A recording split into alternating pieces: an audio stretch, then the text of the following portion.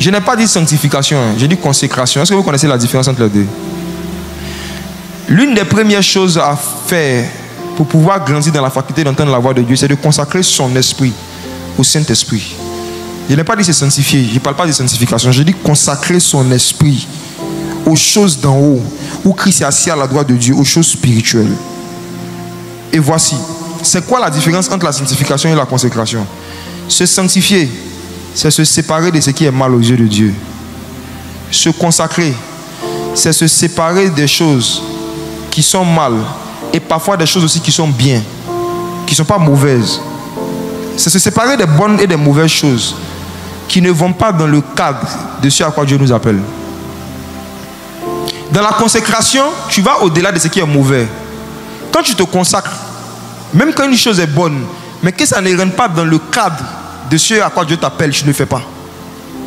Je prends un exemple. Nos mamans, quand on était petits, en général, avaient certains verres, certaines assiettes, n'est-ce pas, qu'elles ne faisaient pas sortir tout le temps. C'était gardé quelque part. Et quand il y avait certains événements ou certains invités, ça sortait. C'était comme ça dans nos familles, n'est-ce pas? Ces verres et ces couteaux, ces assiettes étaient consacrés. C'est ça la consécration. C'est-à-dire que si tu décides de prendre cette assiette-là pour manger riz avec sauce aubergine, c'est pas mauvais. Mais maman ne va pas accepter que tu fasses ça. Parce que ce n'est pas à ça que ce récipient sert. Le récipient est consacré à recevoir des invités de marque. Le récipient est consacré pour certaines cérémonies. Et en dehors de ces cérémonies, il ne sort pas, il reste enfermé dans son placard. Parle mal de lui, dis ce que tu veux. Dis au récipient, tu vas me faire malin. Dis ce que tu veux, il est serein, il est dans le placard. Quand tu vas décider de grandir dans les dons spirituels, tu dois prendre la décision de te consacrer. Et te consacrer, ça veut dire quoi? Je ne vais plus regarder, je ne vais plus écouter des musiques, je ne vais plus aller regarder des films, je ne vais pas aller regarder des vidéos qui ne peuvent pas m'aider à mieux connaître Dieu. Oui. Tu décides que ton esprit ne va plus aller passer 1 heure de temps ou 2 heures de temps à aller faire des choses qui ne vont pas t'instruire, qui ne vont pas porter des informations. Et vous qui êtes sur les réseaux sociaux, sur Facebook, sur Instagram, je vous dis la vérité, vous êtes pire. Vous êtes plus en danger que ceux et celles qui sont fanatiques des films de fiction. Parce que celui qui est fanatique d'un film de fiction, pour regarder ça, il faut qu'il soit à la maison chez lui, devant un écran. Mais toi, tu as un écran et une télévision dans ta poche toute la journée. Le téléphone est une télévision en miniature. Et aujourd'hui, avec le mouvement des fils d'actualité, le fait de scroller, les esprits des chrétiens sont 2 fois plus distraits et sont 2 fois moins capables d'exceller dans les choses de l'esprit. Quand tu vas sur Facebook, quand tu vas sur Instagram, si avant d'y aller, tu ne te fixes pas un objectif clair, que tu atteins et quand tu finis, tu sors de là, tu vas tomber dans la distraction de la file d'actualité. Tu regardes une file, tu regardes une deuxième, tu regardes une troisième, tu regardes une quatrième. Qu'est-ce que tu es en train de faire avec ton esprit? Qu'est-ce que tu es en train de faire comme ça? Tu n'es pas consacré à Dieu. Tu n'es pas consacré à Dieu. Tu n'es pas consacré à Dieu. Satan est malin, mes frères. La sanctification n'est pas suffisante pour exceller dans les dons spirituels. Il faut la consécration. Est-ce que les choses que tu vas regarder sur Facebook rentrent en ligne de compte avec ton métier? Est-ce que ça rentre en ligne de compte avec tes talents? Est-ce que ça rentre en ligne de compte avec tes objectifs de vie? Qui vous regardez dans vos fils d'actualité? Qui est-ce que vous acceptez de regarder? Même les statuts WhatsApp. Il y a des personnes ici, vous pouvez passer 20 minutes à regarder les statuts des gens. Le béret digital, affairage digital. Tu vas sur statut, et puis tu regardes le premier, le deuxième, le troisième, le quatrième. Tu vas évaluer le temps que tu as accordé à faire ça et pose-toi une question. Qu'est-ce que j'ai appris? Qu'est-ce que j'ai appris? Facebook, ça c'est pire. Facebook, c'est un puits sans fond. Surtout quand tu as beaucoup d'amis, tu as plus de 100, 200 amis. Tu vas regarder 1, tu vas regarder 2, tu vas regarder 3 et tu descends comme ça. Tu descends, tu descends, tu descends, tu descends. Tu peux passer des heures dessus. Tu partages les blagues, tu rigoles seulement. Et tu pries combien de temps? Tu pries combien de temps? Dieu peut t'envoyer sur Facebook pour faire un ministère. Et le lieu de ton ministère va devenir le lieu de ta destruction. La Bible dit qu'il y a un homme dans 1 roi chapitre 13 que Dieu avait envoyé pour prophétiser, un roi. Et Dieu lui avait dit que dès que tu finis de prophétiser, retourne-toi, sors de là. Vous savez ce qu'il a fait? Il allait prophétiser. Quand il a fini, il s'est assis sur un arbre. Il a fini sa mission. Maintenant, il est assis pour regarder les gens passer. Fil d'actualité.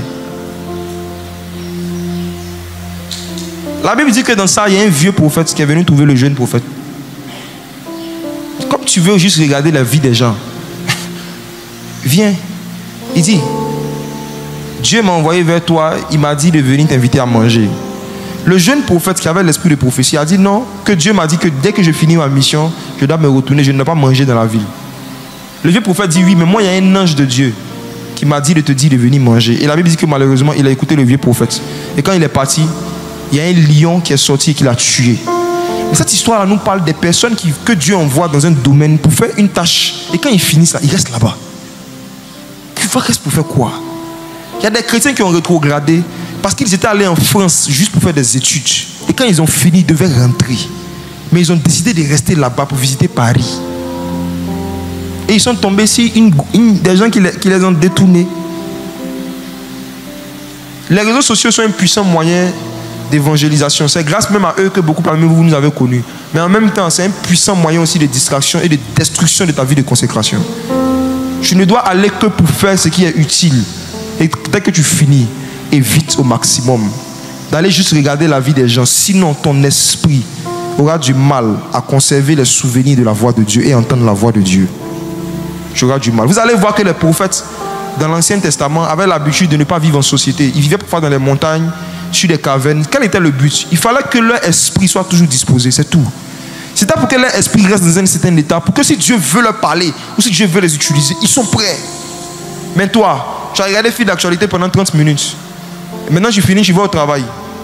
Et puis il y a une de tes amies qui dit ah vraiment j'ai un peu mal au ventre aujourd'hui. Une voix te dit prie pour elle. Toi-même tu sais que tu ne peux pas prier. Tu sais que tu es Chanel. Tu sais que tu n'es pas rempli de l'esprit. Et quand tu n'es pas rempli de l'esprit, quand tu vois un problème spirituel, le premier sentiment qui t'anime, c'est la peur et le doute. C'est la peur. Tu as peur. Tu as peur. Tu commences à lui sortir le nom de tous les médicaments que tu connais. Tu fais sortir de ton sac, tu es devenu infirmière, tu lui donnes. Mais en même temps, Dieu te parle, dit, mais prie pour elle. Tu sais que tu ne peux pas prier. Ton esprit n'est pas disposé. Et puis ta chair est faible. Les deux sont mélangés. Si vous voulez, je termine avec ce point, et j'insiste, conservez le maximum de songes que vous recevez. Être conscient du maximum de vision que Dieu est en train de vous donner. Consacrez votre esprit à ne faire que des choses utiles. Et même si vous voulez vous divertir, consacrez peu de temps au divertissement, très peu de temps.